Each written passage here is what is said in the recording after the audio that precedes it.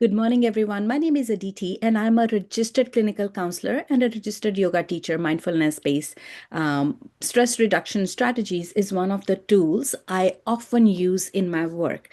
We've been talking about mental resilience, emotion regulation, how to connect with the body, and today we are going to talk about stress management one-on-one.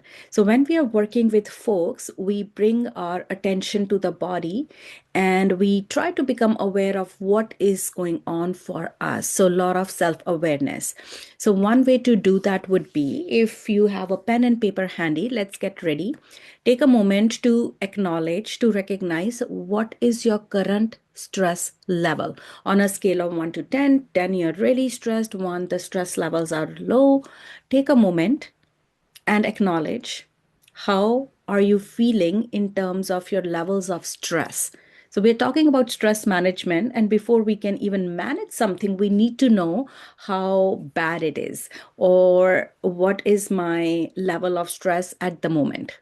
Sometimes we get overwhelmed, we are going through the motions, we can turn up being burnt. Burnout is really high, even in our profession as clinical counselors, as mental health advocates. Burnout in our industry is really high. So, we are often talking about safe and effective use of self to manage stress. So, becoming aware of that level of stress is important. So, what is your current stress level? Then take a moment to notice what emotions am I feeling. And a lot of times when are moving into that burnout zone, we can feel overwhelmed. We can go into our numb state. We can go into fogginess. So from polyvagal theory, we can be in a flow state, parasympathetic, or we can be in a that is a good rest and digest state. And then we can be in parasympathetic state of fog, hypoarousal, especially when we are overstressed. A little bit of positive stress is good. That promotes resiliency. But when it crosses a certain threshold, that becomes a little bit of a problem.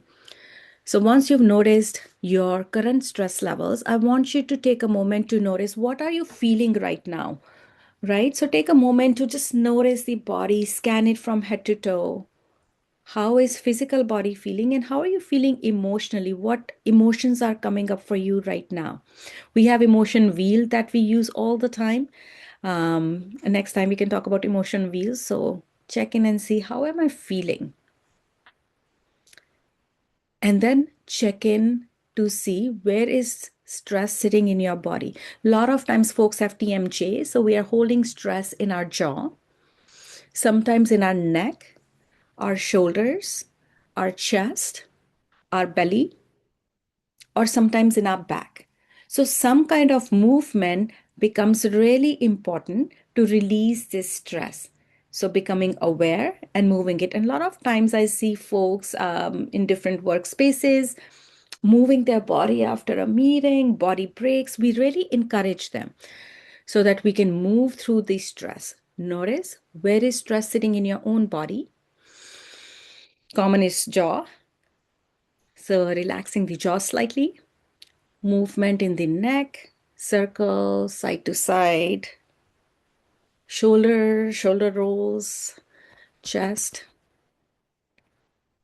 belly rubs, and then movement of the back. Sometimes even in our hands, right? So, wrist circles.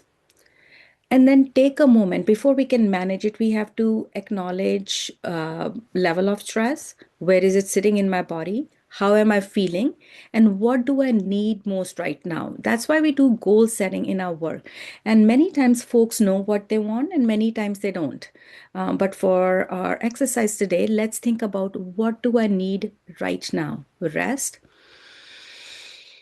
resting the body, shavasana, corpse pose is good for that. Quality mental break, travel. We can also engage in movement. Sometimes our emotions need motion, physical stress sitting in the body needs rest. Sometimes when it's stuck, stale, heavy energy, that needs movement. Excuse me. Sometimes we need connection. there is a lot of healing possible when there is social connectivity. So connecting with folks that understand us, connecting with folks who share same passion, joining a club, joining a meetup group can be a good idea. Or just picking up the phone and calling a friend, calling a family member, calling a cousin, so that social connectivity. What else do I need right now? Sometimes it's quiet, stillness, peace, but we can be in a quiet space, but there can still be chaos in our mind. So check and see, what do you need? Quiet from the thoughts. And that's where our mindfulness based practices come in. Sometimes we need support, but what kind of support? That becomes really important. Sometimes we need nourishment, nourishing food. It can really touch our heart when we are struggling, overwhelmed, feeling down, and someone just offers a bowl of soup. That is like when you're physically ill. Or is there something else that you need right now? So, what do you need most right now? Once we have recognized that, we can create steps to move through what is actually needed in our life. Another exercise we often do is 5, 4, 3, 2, 1. I have talked about in my other videos as well. Very simple exercise, really popular when we talk about anxiety management. So, 5 things I can see. Take a moment, do it with me right now. Notice 5 things you can see in your environment. I often do it with my anxious teens, they love it. So, when you're feeling anxious, not only when you're feeling anxious, just to come back into the body again and again, just to connect with your surroundings, to become present. So, 5, 4, 3, 2, 1, 5 things I can see. I can see right now the lamp, the phone, the pen, the laptop, and a piece of paper. 4 things I can touch.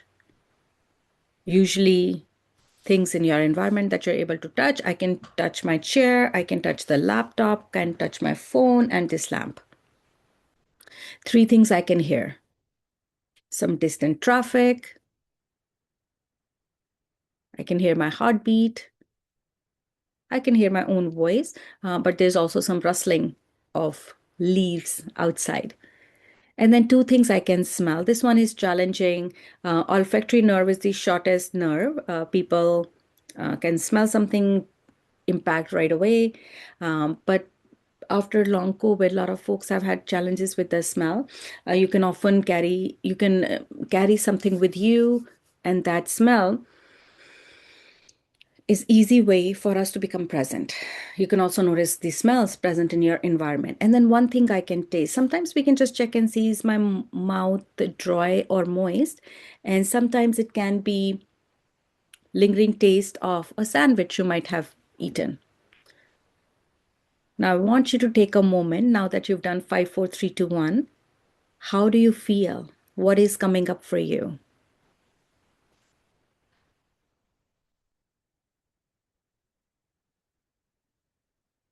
Beautiful. Another thing we often like doing is, it's not a homework. When you move the body, whether you're practicing yoga or mindfulness, it's good to check, okay, my energy levels before, my mood, and my stress level. And then how do you feel after the practice? We usually do a check in after our session. We have 50-minute sessions at clinical counselors, sometimes longer. We also check in the energy levels, the mood, what resonated with us as we went through the session with the therapist, what changed, what didn't work.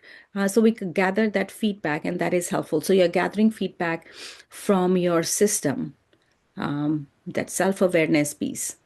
And what did you learn about yourself as you're engaging with me in this simple stress management exercises and techniques?